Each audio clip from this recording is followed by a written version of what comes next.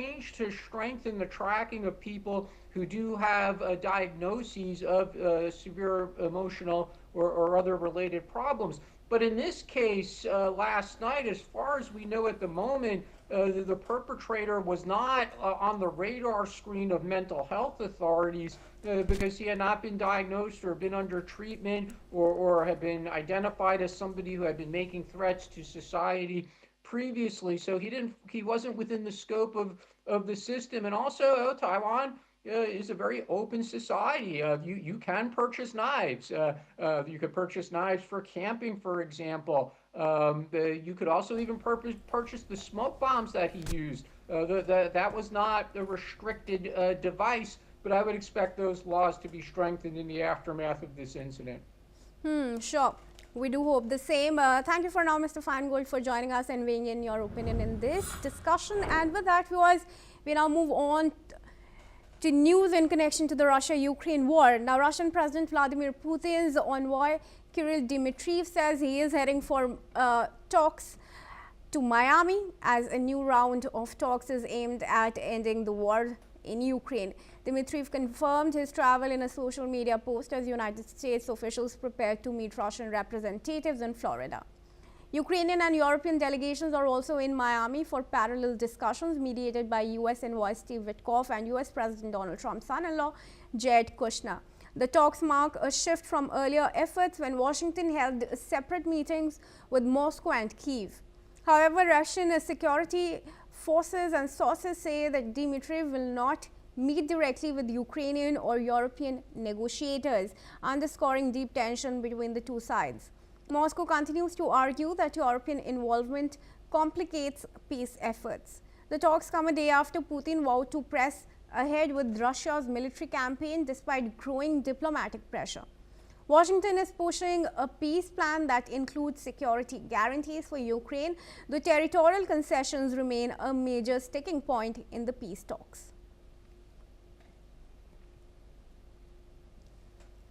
Let's now move on to some news coming in from Africa. Ghana's President John Dramani Mahama has met a global delegation urging action over translating slavery and colonialism. The group called on African leaders to choose courage over comfort and unite behind the cause. They presented priority steps under the African Union's reparations agenda launched earlier that year. Now, that push includes compensation, formal acknowledgements and policy reforms. While calls for reparations are growing, opposition remains strong in Europe. Ghana says unity across Africa is now key to moving the debate forward. We're now joined in by Anuga Olugbenga Paul. He's a public affairs analyst and joins us live from Lagos in Nigeria. Thank you, Dr. Paul, for joining us here at News X World in this discussion. What do you think are some of the fissures that are still there among the African nations that's stopping from them coming together in their fight against terrorism and at arriving at peace? Well, the issue of African unity in the call for reparation is something that would take a lot of effort to get back on track. Yes, Ghana is leading the charge at the moment, but Ghana was not the first to lead the charge. A lot of African nations have called for reparation. In fact, Europe has been at the forefront of consistently sabotaging efforts to call for reparation in Africa. You know, it is this call for reparation that led to the kidnapping and massacre of the first Beninois president, to the killing of several presidents and presidential candidates of African countries who have made it part of their agenda to call for reparation at one point or the other. And the whole process is still ongoing. It is even said that one of the reasons why that's MKO Abiola, one of the reasons why MKO Abiola could not emerge as the presidential candidate is because during his campaign, he harped so much on reparation to ensure that many of the things that are taken from Africa apart from payment in terms of cash, or a lot of African artifacts that have been stolen over the years are also returned. And many of these things control a large chunk of the economics in Europe. And that is why countries that are really fingered in this case of, mass killing, mass slavery, countries like France, countries like Britain, countries like Belgium, countries like Portugal and Spain, they are not interested in the talk. And an African country cannot stand alone in its fight or in its desire to get this reparation. For it to be done, many of the African countries need to come together, like the team have said, to choose confidence rather than comfort, to be able to confront many of these European nations as a one united front. Because you see, the issue of reparation is not like slavery has happened in the past, as claimed by many of the European leaders who said that, oh, the offense of their forefathers, they cannot be made to pay for. It's not about paying for the offense of their forefathers. It is the fact that actively, up till now, many of these European nations are still involved in some form of theft of African resources and taking it to their country. And that is why they are very critical of any African nation who wants to stand up for itself. That's why they were all out gun blazing against Mali, Burkina Faso, Niger, when they sent out the French from their country. And they know that if they had to pay reparation, it will have about billions, or if not hundreds of billions in pounds and dollars that will be paid back in reparation. But some form of agreement will be reached if Africa unite as one to ask for this reparation. But if it is just one country, two countries, it will be hard.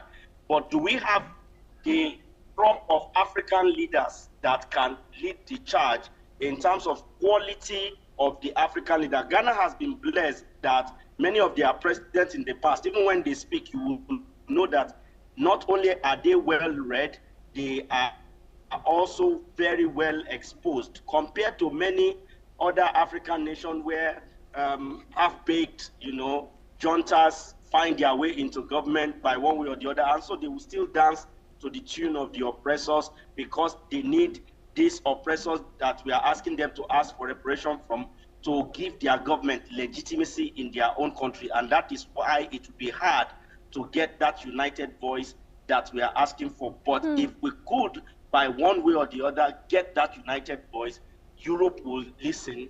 The rest of the world, those who are still playing hard to get, who are still saying, oh, they are not interested, they will be forced to listen because we will come to against them in one united voice. Sure. Thank you, Mr. Paul, and I hope your message is heard. For now, thank you for speaking once again to NewsX World. And with that, let's move on to some news coming in from South Asia. In India, at least 7 elephants have been killed and 1 calf has been injured after a herd collided with the Sarang New Delhi Rajdhani Express in Assam's Hojai, leading to disruption of rail services. The Sarang New Delhi Rajdhani Express struck a herd of elephants, resulting in the derailment of the locomotive and 5 coaches. No passenger casualties or injuries have been reported. Following the incident, accident relief trains and railway officials rushed to the spot to initiate rescue operations. Expressing sorrow over the deaths of elephants, the Chief Minister of Assam, Himanta Biswa Sarma, has ordered a comprehensive investigation into the incident. Passengers from the affected coaches have been temporarily accommodated in vacant berths available in other coaches of the train. As per reports, the incident occurred at a location that is not designated as an elephant corridor. The loco pilot, upon spotting herd on the track, supplied emergency brakes. Despite this, the elephants dashed into the train, leading to the collision and derailment.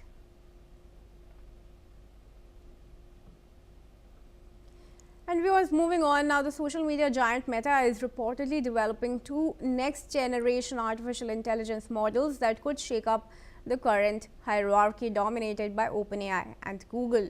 If all goes to plan, both models are expected to debut in the first half of 2026. According to reports, Meta's secretive projects Mango for image and video generation and Avocado for text and coding mark a major new chapter in the company's AI ambitions. The effort is being led by Meta's chief AI officer Alexander Wang, the 28-year-old founder of Scale AI, who joined Meta earlier this year after the company acquired a near majority stake in his startup for over $14 billion. The big bet signals CEO Mark Zuckerberg's determination to claw background from rivals who have dominated the AI conversation over the past year. Mango and Avocado will be the first major outputs from Meta Superintelligence Labs, a newly created division built to fast-track Meta's AI breakthroughs.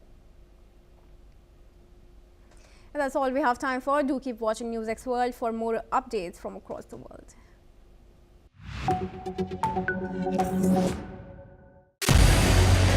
What we can do as the Interparliamentary Union to strengthen democracy, to promote human rights, to ensure that humanitarian law is respected.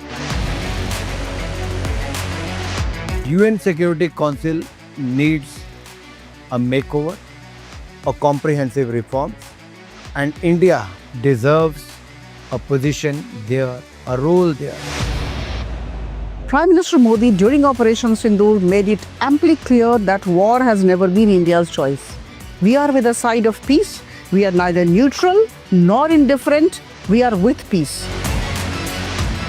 We would have dealt with US a whole lot on trade and those kinds of things, and that's not as certain these days. So we have to go back and look at our European partners, our Asian partners. An opportunity to exchange, to have a dialogue, to have a debate on a different perspective on finding the solution of the conflict. First thing that is important to have a common ground, and that we do have with humanitarian laws and human rights, but also to say, okay, what does it mean for us as a country to act on these laws and how can we work together? When we realize that there's something wrong with democracy, the institutions and policies, values come together and we take stock, and it's possible then to improve and chart a new course for democracy. It's the people's right to self-determination, and if they want to be independent, they should be independent. We will not start a war against Greenland.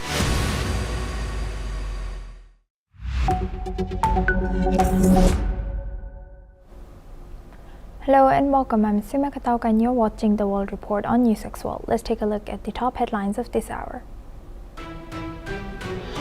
Ukraine's acting energy minister Artem Nekrasov has said that around 180,000 consumers were left without electricity supplies across 5 Ukrainian regions after a Russian attack overnight. Russia's foreign ministry has said that it hoped that US President Donald Trump's administration did not make a fatal mistake over Venezuela, and said that Moscow was concerned about US decisions that threatened international navigation, as Trump ordered a blockade towards Venezuela on Tuesday. French, Saudi Arabian and American officials will hold talks with the head of the Lebanese army in Paris today. The talks are aimed at finalizing a roadmap to enable a mechanism for the disarmament of Hezbollah as Israel continues to breach the fragile ceasefire. The U.S. Senate has voted to pass the Department of Defense budget bill for fiscal year 2026, which included the repeal of the Caesars Act imposed on Syria since 2019. The bill won the support of 77 senators as Syria's Minister of Foreign Affairs and Expatriates Assad Hassan al-Shaibani thanked the U.S. Senate.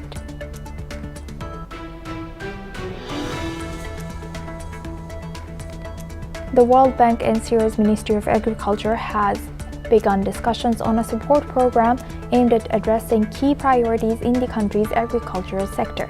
They met via video conference, including Isabel Liu, the bank's agricultural sector lead for Syria and Lebanon. British police said a court hearing for Britain's Duke of Marlborough, Charles James Spencer Churchill, is charged with 3 counts of international strangulation was adjourned. However, a new hearing date has yet to be set. The United States has approved a record $11.1 billion arms package for Taiwan, including HIMARS rocket systems. This comes as Taipei plans an additional $40 billion in defense spending, which could further strain US-China relations. The rebel movement M23 has announced its exit from the strategically important city of Uvira in eastern DRC. This reportedly comes at the request of American mediators in the conflict between the M23 and the armed forces of the DRC.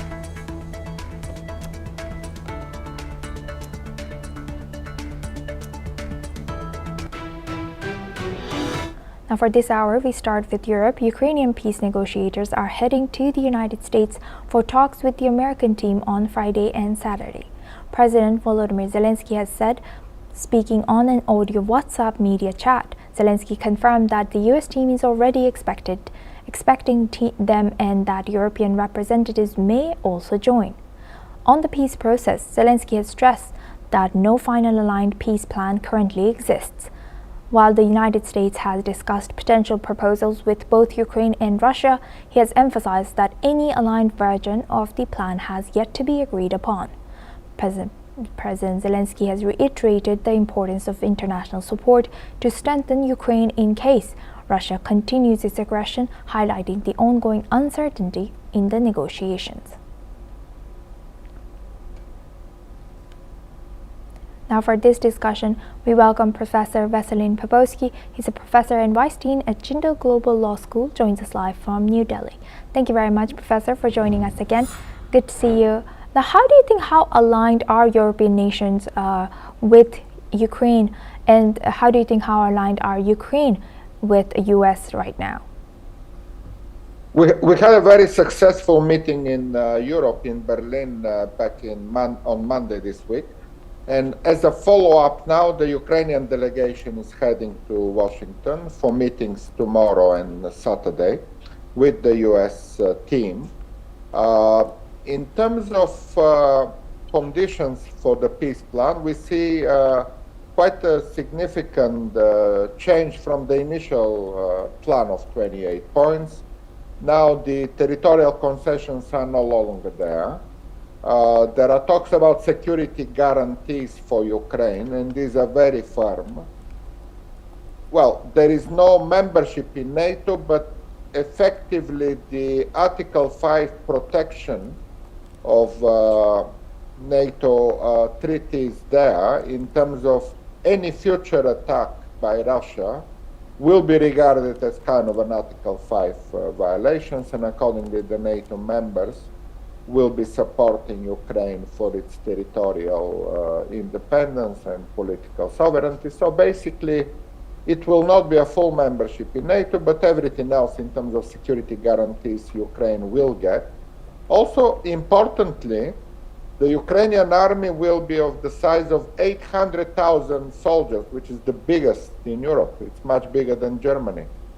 And that's also a significant agreement between the European countries, and nobody can change that. Donald Trump cannot change it, Vladimir Putin even less.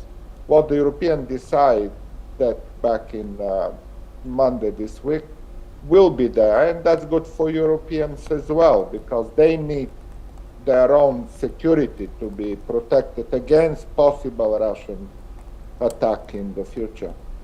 So what has been achieved in Europe, and not the least to say that also the frozen Russian assets, the Russian oligarchs who benefited from the invasion in Crimea back 11 years ago and the invasion in Ukraine back 3.5 years ago, are also to be spent on Ukrainian reconstruction after the war. And that's also a significant amount of money. Billions will go to the Ukrainians to reconstruct their country after the war. All of these achievements will be reported to United States delegation in Washington, and hopefully they will be taken to Moscow after that. And Professor, lastly, what challenges could arise from discussing proposals with both Ukraine and Russia without reaching a common agreement? Well, let's see what the Russian response will be. Usually it is always negative. But that negativity coming from Moscow now should be regarded in the United States as a signal that Russia doesn't cooperate, and that should result in further sanctions by the US administration on Russia and further support for Ukraine, including military support for Ukraine. So more sanctions on Russia, more support for Ukraine. This is the way to make finally the Russians cooperating for a peace deal, or at least for a ceasefire, if not for a peace deal. With that, I would like to thank Professor Veselin Popovsky for sharing that insight. Please stay with us as we come back to you for a later discussion as well. Now we stay in the EU. Ahead of EU summit in Brussels, French President Emmanuel Macron has said that France is not ready to sign an EU trade deal with the Mercosur group of Latin American countries, adding that more work is needed to be done on reciprocity and controls on products. EU-Mercosur Partnership Agreement is a massive free trade pact between the European Union and the Mercosur bloc, which includes Argentina, Brazil, Paraguay, and Uruguay. Meanwhile, Spain and Portugal strongly back the EU-Mercosur trade deal, seeing big opportunities for exports of wine, olive oil, and jobs, with Spain playing a key role in pushing it forward, though it faces hurdles from other EU nations. Let's have a look at what the French president has shared. Le compte n'y est pas et que cet accord ne peut pas être signé. Et c'est la même chose, c'est la cohérence de l'Europe, et c'est une Europe qui protège son agriculture et ses producteurs. Nous sommes pour échanger. La France est d'ailleurs une grande puissance agricole et agroalimentaire qui échange à travers le monde, qui exporte. Mais nous ne pouvons pas accepter de sacrifier la cohérence de notre agriculture, de notre alimentation, la sécurité alimentaire de nos compatriotes sur des accords qui ne sont pas encore finalisés. Donc vous voyez bien qu'au moment où nous nous parlons, nous ne sommes pas prêts, le compte n'y est pas pour signer cet accord. Parce que je veux qu'on traite comme il se doit notre agriculture, on doit être respecté. Et nos agriculteurs qui ont déjà énormément de défis, et on le voit en France, mais c'est vrai dans d'autres pays, pour qui c'est si difficile et qui ont à se battre contre des épizooties. On a la dermatose en France qui touche beaucoup de nos éleveurs, pour qui j'ai une immense pensée ce matin. Beaucoup de nos secteurs qui ont déjà des difficultés, on ne peut pas aujourd'hui les sacrifier sur cet accord, ça n'est pas sérieux. Now we move on to Africa. Sudan's parliamentary have conducted a wave of drone strikes in eastern Sudan, including on a city that hosts a major power plant. This comes after power stations were hit in Khartoum. Damage to the facility caused outrages in capital Khartoum and Port Sudan. In a statement, the army has said that the militia launched 35 drones against the cities of Atbara, Al-Daimar, and Baba in River Nile state, targeting civilian infrastructure. Meanwhile, the UN is demanding a war crimes investigation, saying more than 1,000 civilians were killed during 3 days of attacks by Sudan's Parliamentary Rapid Support Forces on the Zamzam displacement camp in April. Now for this discussion, we welcome retired Major General Sudhakarji. He's an international relations expert and defense expert, joins us live from Jaipur. Sir, you're in Jaipur today. Nice. Major General, looking at this now, what should the world do, even UN do? This is continuing and it's escalating, and just the civilians are getting hit by this impact, being impacted all over. Very, very insightful and pertinent question you have raised, Asoma. Good evening. Thank you for getting me to your show. That is the moot question for everything that we are witnessing, whether it is Israel or Ukraine or Sudan or any place, or in Central Africa. What should the world do? The world should do what people actually want to be done. What do the people want to be done in Sudan? People want peace, normalcy, tranquility. They want a livelihood. They want sustainable development. They want economic development taking place. They want the quality of life to improve. They are all struggling below the poverty line for survival. So Will anybody in the world order listen to the woes and the grievances of the people? No. I'm afraid the blunt truth is there is no organization worth its name in the world today. Call it anarchy, call it failed state, call it ineffective, apex transatlantic organization, call it double standard, call it by any name. Unfortunately, there are none. Yet, all is not bleak at the end of the tunnel. There is some glimmer of hope. At least something is better than nothing. At least the United Nations is existing. At least the United Nations Security Council is existing. At least there is some mandate. There is some wisdom. Problem starts when we make promises and commitments with double standards which we are unable to implement on ground. Sudan criticality and situation, people haven't understood. I am sorry to say, in the world order, those who are taking decisions, if they know it, well, it's a very welcome development. But if they don't know it, they need to actually diagnose the problem like a doctor does when a patient goes to him with a disease and with a symptom.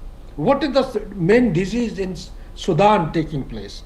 People will say different things with different meaning and different interpretation. For me as a military man, I would say I would favor the statement. The stakeholders are two as on today. The military ruler, that is General Burhan, and the RSF leader is General Dagalau. Now General Dagalau and Burhan, they had an understanding, and Burhan had been insisting that they must have one nation, one army. And to have one nation, one army, RSF under General Dagalau must get integrated with the army. But of late there have been differences in opinion.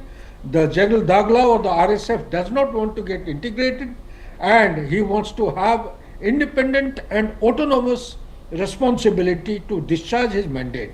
It is a very powerful paramilitary force under him, but at the same time there is a immediate requirement for Sudan, if at all it is looking for some kind of peace, tranquility and development and progress of the society. They have to have the concept which has been outlined by both the leaders, and mindful of the fact, Asoma, if you allow me another line or two, that country has gone through a dictator's rule for almost about 29 years, if I recall correctly. And both these people together, they had actually gone in for a military coup. And sometime in 2019 or so, they joined together to form one army. There was a union of effort, union of understanding, and in 2023 they have fallen apart.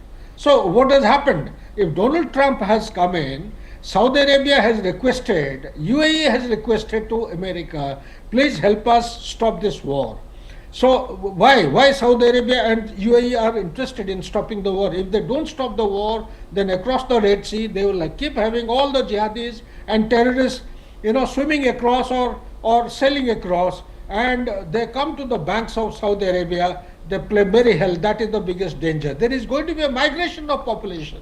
There is going to be lots of incineration activities taking place into Saudi Arabia if they are not kept under check. So therefore, the honest attempt of brokering peace by bringing both the stakeholders and bringing the people's mandate also to participate in any kind of a dialogue, perhaps we'll see some kind of a light at the end of the tunnel. Yes, when you talk about light of the tunnel, Major General, some of our guests have mentioned they could see another new country emerging, or Sudan becoming or splitting into smaller countries. Do you see the same as well?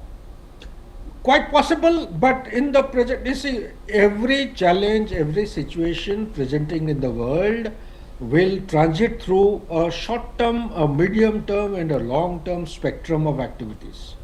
What we are witnessing today will always trigger those kind of perceptions and understanding which you have just communicated. It will break up into small little states or sub-states. Well, it is very easy to say, but army is army. Army is the last bastion of any kind of a republic or any kind of a democratic country, no matter what kind of rule is going on. Army is the one which holds the country together.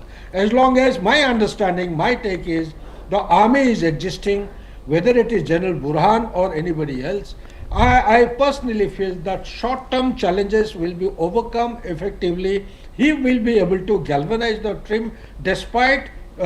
galvanize the country and keep it together and united despite all challenges and all predicaments coming. However, there are forces inimical. Inimical means there are forces, Yes. I am sorry to take the name, the inner story, hidden story behind this is wherever there is oil, wherever there is drug money, wherever there is money out of pharmaceutical, wherever there is industry for defense manufacturing products, you will willy-nilly find some untold agency of Western Hemisphere deeply involved in this, 100%. looking for market for generating revenue for its own country's economy. So if those kind of double standards and involvement is prevailing, I am sorry, nothing can be done. General Burhan can hang his boots, go home. So as General Dagwal, nothing is going to happen. It has got the huge potential to break up. But I still, as a military man, hold firm hope and some kind of optimism for this country not to break up, because it has got the gold mine, it has got the oil, it has got reserve of gas, and it has got a thriving, I would say, a potential Yes. for an agrarian society. That is what is going to hold out for good in future, in times ahead. Yes, hopefully. Thank you very much for highlighting, and I would completely agree with you. With that, I would like to thank retired Major General Sudhakarji for joining us today and sharing that insight all the way from Jaipur. Thank you very much.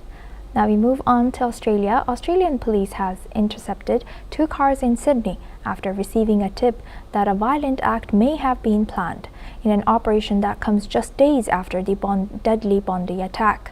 Authorities say the vehicles were stopped in Liverpool in the city's southwest, where heavily armed tactical officers detained 7 men who are now assisting police with their inquiries. New South Wales Police has said that the action was taken after information suggested a possible violent act, but stressed that at this stage there is no identified link to the ongoing investigation into the Bondi terror attack. Images from the scene showed police in camouflage gear, damaged vehicles, and several men zip-tied on the roadside as officers secured the area. Reports indicated the intercepted cars carried Victorian number plates. The incident follows heightened security across Sydney after the anti-Semitic shooting at the Bondi Beach that killed 15 people. Australia's worst mass shooting in nearly 3 decades, police say investigations are continuing and public safety remains their top priority. Now for this discussion, we welcome back Professor Vasilin Popovsky. He's a professor and vice dean at Jindal Global Law School, joins us live from New Delhi. Thank you very much, Professor, for staying with us. Now looking at this, what more can you tell us, and how does this use of heavily armed police operations following the Bondi attack, how do you think this was necessary for the safety and security in Sydney? Well, there is no connection between the two as far as we know at the moment. The police received a signal and obviously took the necessary action to prevent potential crime. That's happened every time in every country. Yes, the act on Sunday was a terrorist attack because it was announced as that. It's part of the Islamic State ideology to target Jewish community on the first day of Hanukkah, and that was obviously condemned by everyone. The arrested suspect will be obviously prosecuted and sentenced accordingly to the law in Australia. But also the Prime Minister made an important speech saying that in addition to reaction to crimes, we need also to prevent future crimes. And one way of doing this is to restrict hate speech, anti-Semitism, and speech against any identity, any minority in Australia. And also we see a similar statement by many other parties in Australia. So obviously anti-Semitism should be prohibited and disallowed at any point, and also hate speech against any other identity. And Australia is a very mixed country with a lot of people from origin from everywhere in the world. It's a big mix of populations. So for that matter, this statement by the Prime Minister was very important. Obviously, the law enforcement will do their own work, which is to respond to every signal, to search and detain potential future criminals, Yes. and that's the law And enforcement. Professor, yes, thank you for sharing that. And Professor, how should governments balance transparency and caution when sharing information during this heightened security alerts, especially when authorities act on intelligence about a possible violent act without confirming the links? Yes, they have to verify the intelligence and all the information they get. They shouldn't violate human rights by going into the other extreme of arresting people without enough suspicion that they are planning some attack. But in this case, those 7 people arrested apparently were planning some criminal activity, so let's see what the investigation will show. Obviously, the police is very well trained, and I'm sure in Australia, police is very competent and well trained to separate apparently some signals that are not genuine from the very much verified information and intelligence that can lead to potential future crimes. I'm in full confidence in the law enforcement agencies in Australia to make the distinction you assume correctly pointed out. With that, I would like to thank Professor Veselin Popovsky for joining us today as a professor and vice dean of Jindal Global Law School from New Delhi. Thank you very much.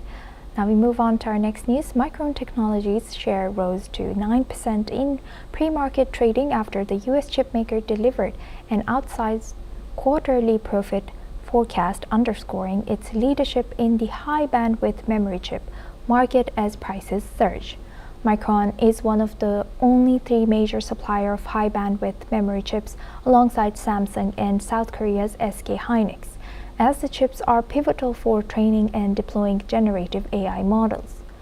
The company has forecasted the second quarter adjusted profit at nearly double of the Wall Street expectations, underscoring how Micron is capitalizing on global supply crunch for memory chips amid booming demand from data centers, propelling its shares higher by about 168% so far this year. Meanwhile, Micron CEO Sanjay Mehrotra has said that he expects memory markets to remain tight post-2026, and that in the medium term, while Micron expects to meet only half of the 2/3 of demand from several key customers. That's all we have time for. Keep watching NewsX World for more news updates from around the world.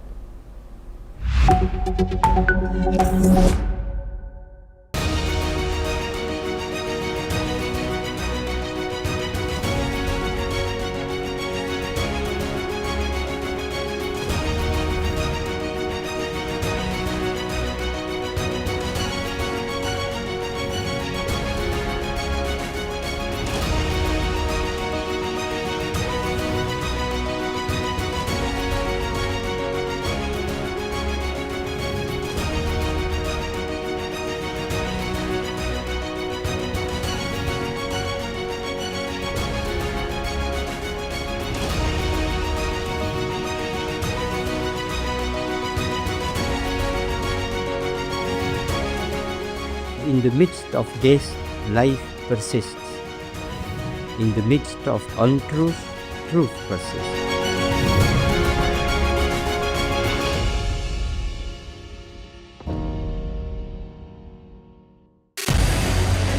What we can do as the Interparliamentary Union to strengthen democracy, to promote human rights, to ensure that humanitarian law is respected.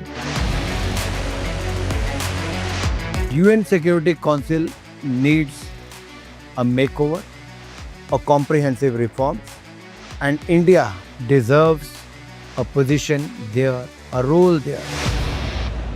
Prime Minister Modi during Operation Sindoor made it amply clear that war has never been India's choice. We are with the side of peace. We are neither neutral nor indifferent. We are with peace. we would have dealt with US a whole lot on trade and those kinds of things, and that's not as certain these days. So we have to go back and look at our European partners, our Asian partners. An opportunity to exchange, to have a dialogue, to have a debate on a different perspective on finding the solution of the conflict. First thing that is important to have a common ground, and that we do have with humanitarian laws and human rights, but also to say, okay, what does it mean for us as a country to act on these laws and how can we work together? When we realize that there's something wrong with democracy, the institutions and policies, values come together and we take stock, and it's possible then to improve and chart a new course for democracy. It's the people's right to self-determination, and if they want to be independent, they should be independent. We will not start a war against Greenland.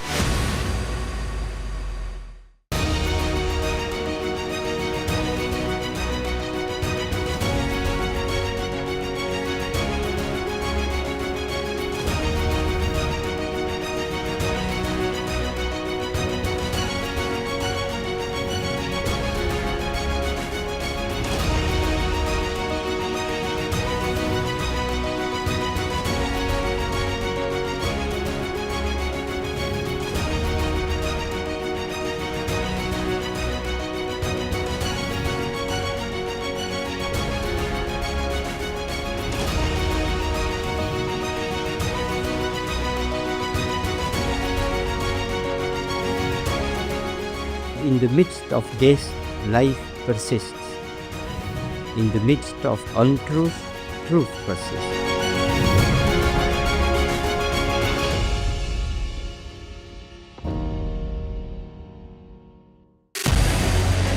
What we can do as the Interparliamentary Union to strengthen democracy, to promote human rights, to ensure that humanitarian law is respected.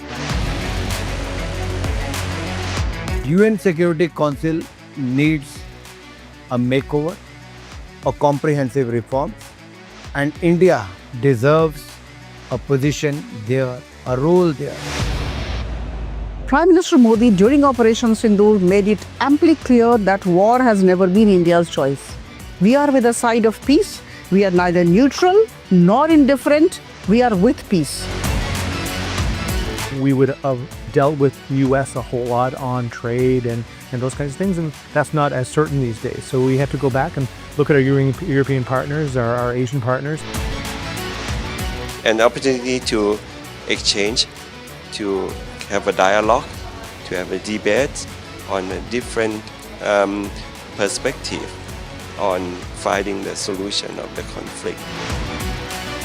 First thing that is important to have a common ground, and that we do have with humanitarian laws and human rights, but also to say, okay, what does it mean for us as a country to act on these laws and how can we work together? When we realize that there's something wrong with democracy, the institutions and policies, values come together and we take stock, and it's possible then to improve and chart a new course for democracy.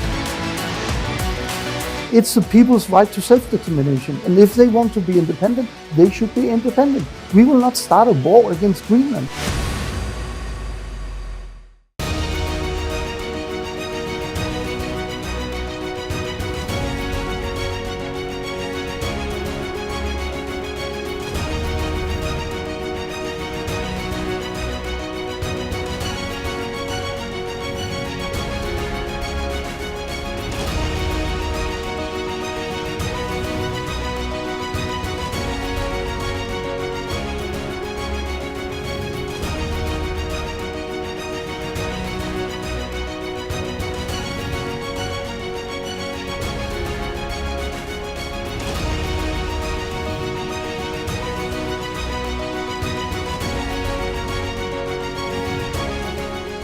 In the midst of this, life persists. In the midst of untruth, truth persists.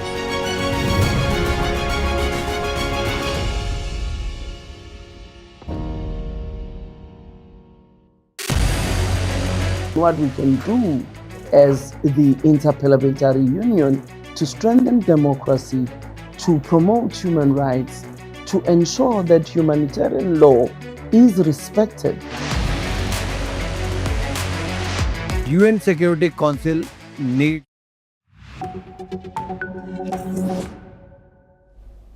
Hello and welcome. I'm Sima Katauka and you're watching World Report on News X World. Let's take a look at the top headlines of this hour. Officials reportedly suggest the Bondi Beach attackers visited the southern island of Mindanao in the Philippines earlier and stayed there, briefly for a month. One of the shooters also visited a gun store during their stay. Thousands of long-awaited Epstein files released. U.S. Justice Department has published first batch of documents featuring Bill Clinton and Michael Jackson. Files show little mention of Trump. According to the Syrian Observatory for Human Rights, U.S. strikes in Syria have killed at least 5 Daesh members. This comes as Washington retaliated for a December 13th attack in Palmyra that killed 2 U.S. soldiers and 1 U.S. civilian, as the U.S. hits more than 70 targets across central Syria using over 100 precision munitions. Yunus's government has said that 7 arrested over lynching of 27-year-old Hindu man in Bangladesh's Meeman Singh over blasphemy allegations. Yunus has said arrests followed the coordinated action by RAB units.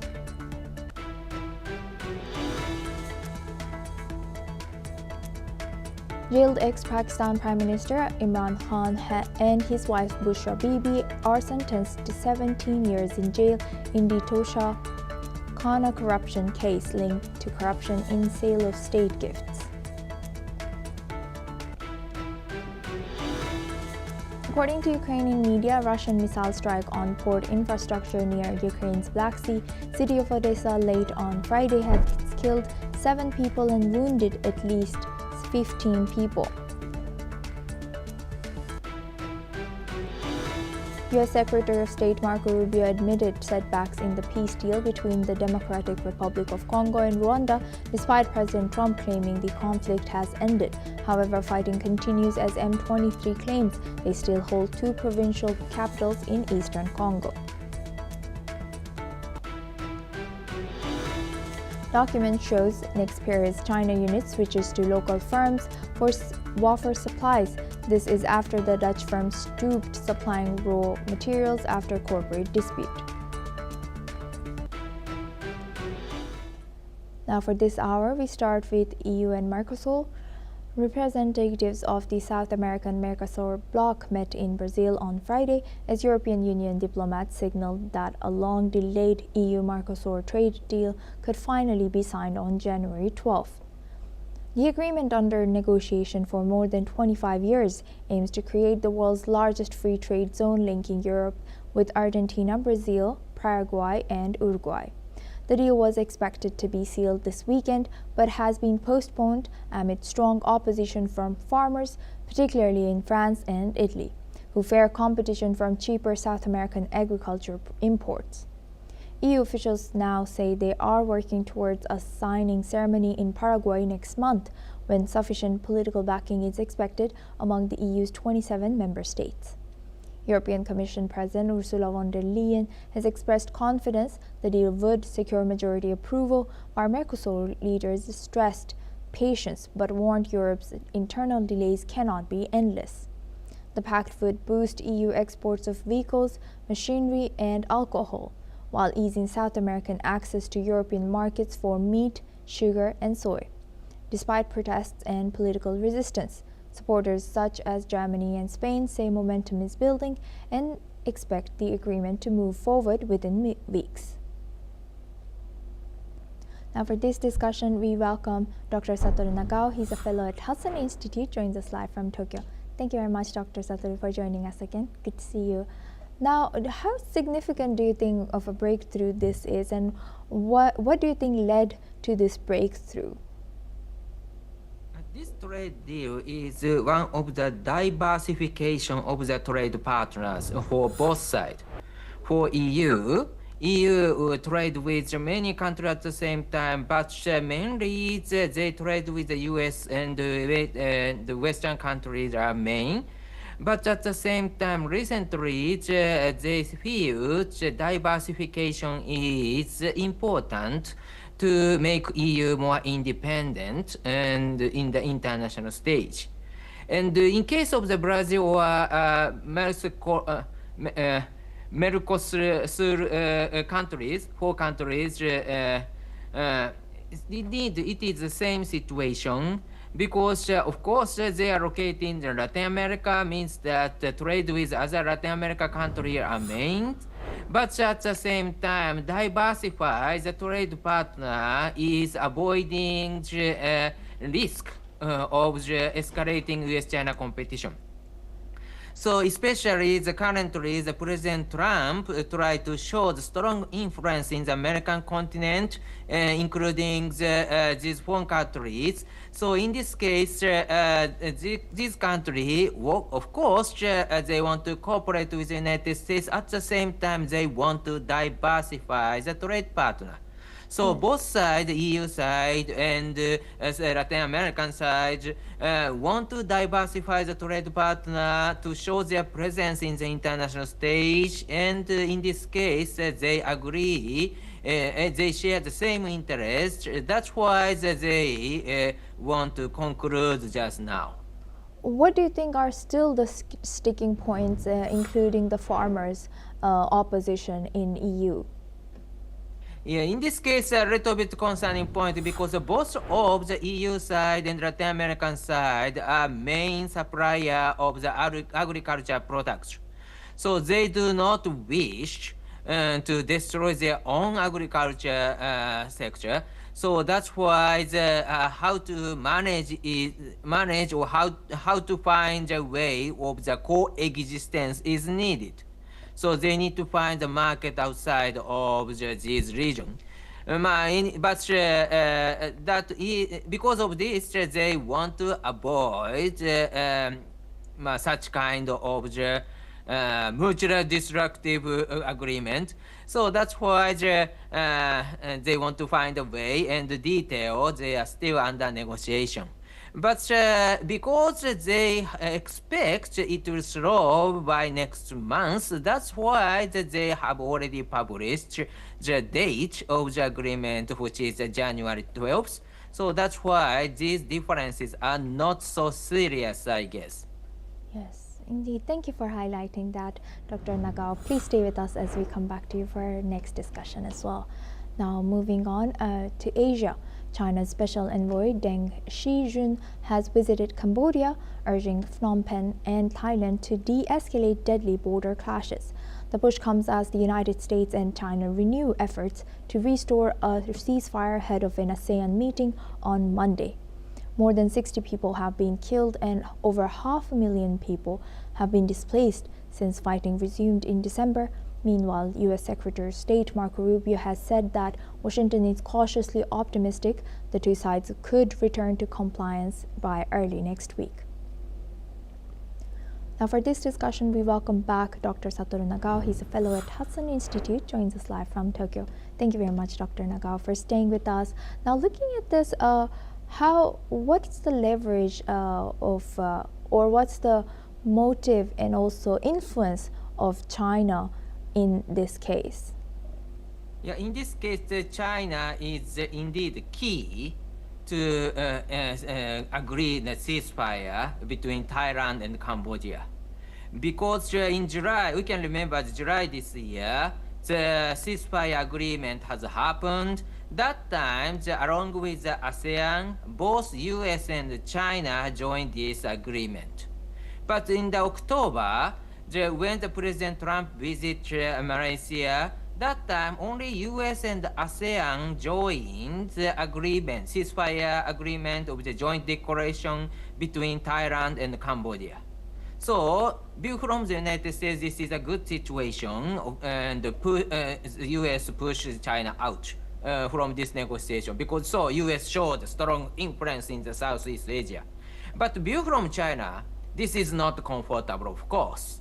So And China is traditional supporter of the Cambodia. So that's why this time, after the ceasefire agreement in October, the Cambodia started to provoke Thailand, and war started. And Thailand punished Cambodia, despite Cambodia is weaker than Thailand. They restart provocation. The Thailand think, and so now is the time of the ceasefire. But in this case, what was the problem we are seeking?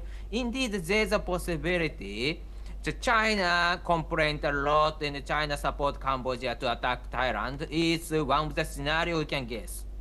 So that's why including China is the key this time, and both US and China joined this ceasefire agreement. If such kind of things has happened, there is a possibility Cambodia restrained their provocation against Thailand, I think, and the Thailand side have already punished some certain level, so that's why there's a possibility Thailand side also agree.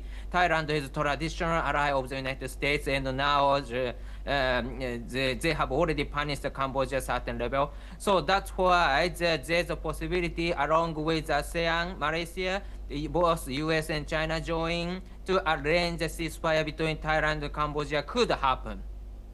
So yes. China talk with Cambodia is both talk with followers, something like that. So that's why this is a key. But because of this, it is clear that US shows the influence in Southeast Asia is challenging from China. So both US and China try to show their equal influence in Southeast Asia, and that is not comfortable for the United States, and that is not comfortable for China too. So this is arena of the US-China competition. With that, I would like to thank Dr. Satoru Nagao for joining us today and sharing that insight throughout our news. Thank you very much. Now we move on to our next news. The U.S. military has stepped up its presence in the Caribbean, conducting training exercises at airports in Ponce and Aguadilla in Puerto Rico as pressure mounts on Venezuelan President Nicolas Maduro. A heavy-duty C-17 Globemaster III transport aircraft was seen at Ponce's Mercedita International Airport as part of the buildup. The move comes amid a broader campaign by U.S. President Donald Trump's administration, which has deployed thousands of U.S. troops and aircraft carrier, warships, and fighter jets to the region. The U.S. has also carried out strikes on suspected drug trafficking vessels, seized a sanctioned oil tanker off of Venezuela's coast, and declared a blockade on sanctioned oil tankers entering for leaving the country. President Trump has repeatedly warned that strikes on Venezuelan territory could come soon. Washington accuses Caracas of links to organized crime, allegations Maduro's government strongly denies. Venezuela says the U.S. actions are aimed at toppling Maduro's government and gaining control over the country's vast oil reserves, further escalating tensions between the two nations. Now for this discussion, we welcome Professor Andrew Latham. He's an international affairs expert, joins us live from Minneapolis. Thank you very much, Professor, for joining us again. Good to see you. Professor, now, before I go to Venezuela and US, I want to ask what's the